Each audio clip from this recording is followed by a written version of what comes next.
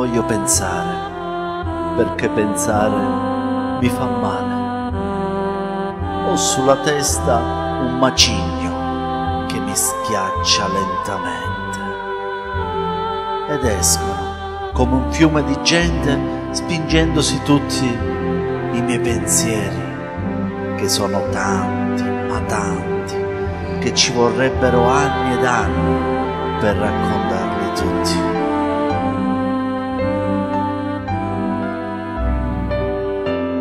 Vive meglio e felice chi se ne frega, chi non pianta gli alberi di aranci, chi non zappa la terra e non piange se il pesco si ammala o il frumento non germoglia.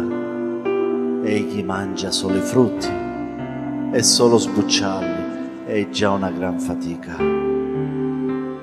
Ma la mia vita è questa e non posso più cambiarla. E penso, mattina e sera, a come ho bruciato i rami di questa mia esistenza, che non c'è acqua dal cielo, dalla terra, che possa più rinverdirla. E come gramigna i miei pensieri si infittiscono ogni giorno amaramente. Mi sento stanco, spremuto, senza senso, merce da vendere al mercato a poco prezzo, roba da svendere. Basta adesso, non voglio più pensarci. Voglio dormire e sognare, sognare di tornare bambino, come quando come un grillo saltavo sulle braccia di mia madre.